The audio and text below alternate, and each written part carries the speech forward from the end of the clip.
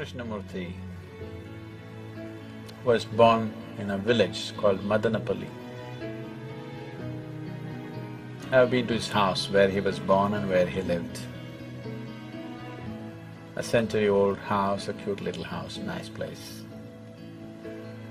It's kept like a monument for him today. At one time in early 20th century and late 19th century, theosophy spread across the world in a big way. This was started by Madame Blavatsky, who had a great interest in occult and mysticism, and she spent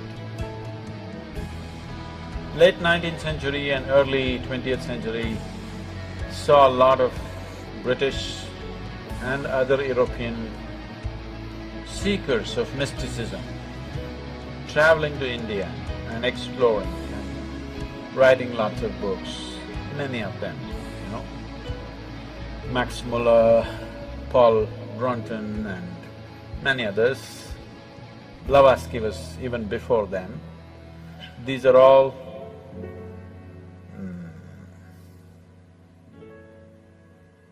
explorers of mysticism. It was, in those days, not like going to some place to learn, it was an adventure that you really have to take off on a horseback and go to a strange country, battle all kinds of things, try to meet the right kind of gurus, and it was a whole adventure. So they put themselves through all this. Madame Blavatsky traveled to all kinds of places. She went to Tibet, she went to India, and then she came down to Tamil Nadu and set up the Theosophical Society out there, which still is there. And then their dream became to produce a perfect being project. Then they unearthed this information. I don't know to what extent they went, but actually, in the yogic lore, in the tradition, there was a yogi by the name Sunira. Sunira saw that human consciousness could be evolved if you produce a perfect human being who could render this to all sorts of people. In a way, he comes from the tradition of Shiva. Somewhere it's his dream to build another being like that. He wants to build a living Shiva once again, a perfect teacher for the world, who is completely multidimensional, not this kind of teaching or that kind of teaching. As Shiva explored the whole human consciousness and human body in every possible way, he wants that kind of a living being. So he started building the energy body for that kind, and then he believed that he could build a physical body on top of that and let him loose in the world with a lifespan of a few hundred or thousand years, so that he will transform the whole world by the time his time is done. So he started working on this project. And of course he died unfulfilled. Many ambitious yogis picked up the same project that Sunira had left and tried to reconstruct this energy body of a perfect teacher who can transform human consciousness. So, Madame Blavatsky, Leadbeater and Annie Besant, who came together to power this theosophy movement across the world, which they successfully did to a large extent, and they gathered the most phenomenal occult library on the planet is still in the Theosophical Society of India. They gathered every kind of book on occult, and they set up a whole study team. Even now, Jiddu Krishnamurti's groups are called study groups, yes? Study circles or study groups, say because the study groups were set up by Annie Besant and Leadbeater. These are brilliant intellects, no question about that. But they have no inner experience, but they have gathered phenomenal amount of information. So somewhere they believe with this information and with their intelligence and intellect, they can recreate all this. And they started looking for appropriate bodies upon which this body of a super teacher can be imposed upon. Jiddu Krishnamurti, Rukmini Arundale, who else? One more, whatever. They started putting them through very severe training to prepare them, physically, mentally.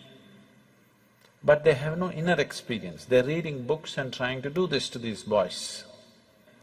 And they put JK and all kinds of meditative processes, and he attained to a certain level of… he became a fantastic human being. He was something that nobody could decipher, but he was like a flower. His fragrance could not be missed.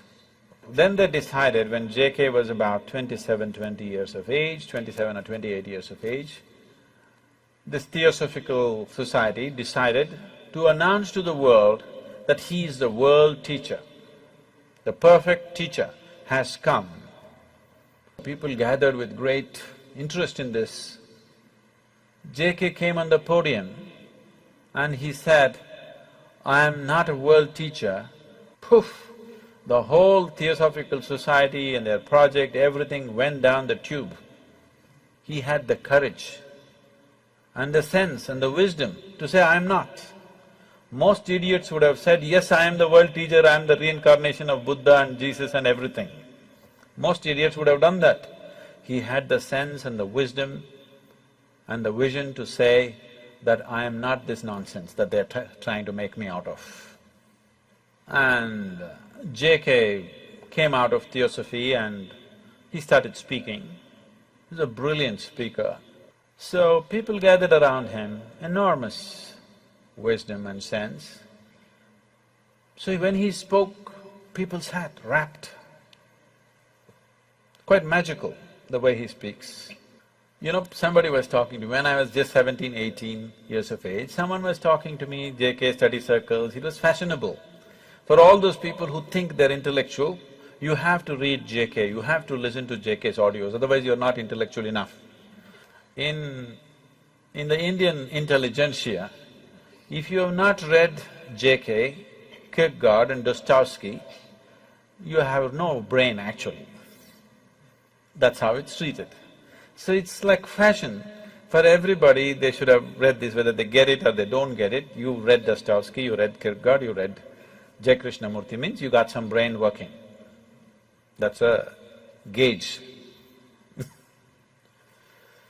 So people were talking, JK, he's something every Saturday afternoon, they have a study circle where they play some audio tapes and his books are there and things. Some of my friends invited me and I went. So they were playing a short video.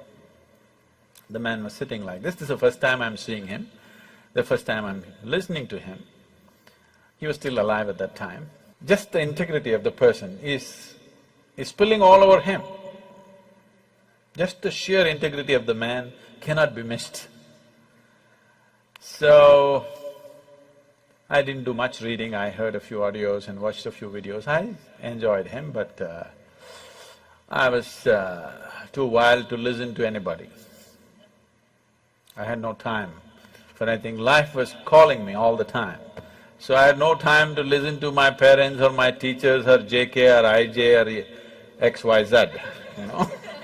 I had no time for anything, so I left the study circle and went on.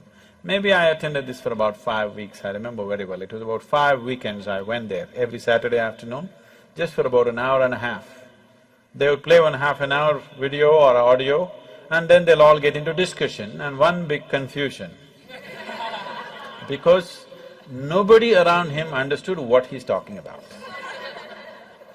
Because he refuses to use any method, he refuses to use any example, he refuses to use any parable, any story, any joke or anything. Just This is just intellectual dissection. This is called as Gnana Marga. This is pure Gnana Marga. Gnana means the way of the intellect. Out of these 7 billion people, if you find 10,000 people who have that kind of a razor-sharp intellect, who can, without any kind of context, they can go on slicing things, you will not even find I don't think you'll find 10,000. Maybe you'll find 1,000 people. And those 1,000 people may not be interested in the spiritual process. They may be trying to slice through the stock market, they may be trying to slice through something else. So, around JK, everybody could feel the man is special, but nobody could get what he was talking about, because he refused to play the role of a guru, he refused to initiate anybody into anything, he refused to give any kind of method, any kind of process. He said it anyway happen. It is true. Anyway it will happen. But maybe after 1,000,000 lifetimes. So if you're in a hurry, either you must have that kind of an intellect, which is rare, or you must be willing to use the other faculties that you have of body, energy, emotion, all these things. He went driving on one wheel of his car. He is good at it, but nobody else could get to do it. Fantastic human being. When he was there was a fragrance, when he's gone, only books, because there's no living process. So Khalil Gibran said about J. Krishnamurti, when I walked into the room, JK was sitting and Khalil Gibran went to meet him. He said, when I walked into the room, I walked into a wall of love. It just hit me in the face. See, you would never associate JK with love. He's not a loving man. That's not how he looks. He's like this. He definitely doesn't look loving, but he's very loving. His energies are absolutely compassionate, but his words are like knife. So, people felt something, but they couldn't figure what it is. They couldn't get a hold on it because he wouldn't give a hold. He said, if you hold it, you may get stuck with this, so don't hold. If there were millions of razor-sharp minds in the world, that would have been a fabulous way to do things. But in today's world, in the existing way the humanity is, the way people's intellects are entangled in 1,000,000 things, that method is just not going to get anybody anywhere. It's a beautiful process, but there must be people who can digest it, isn't it? So, J. Krishnamurti was like a flower. His fragrance was felt when he was alive, and that's all. His words are good. If you want to kind of use it as an intellectual exercise to drop a few things, they could be useful, brilliant. His intellectual brilliance just comes out every moment of his life.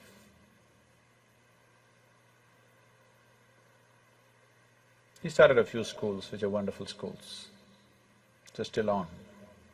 I must tell you my association with him. When I went to this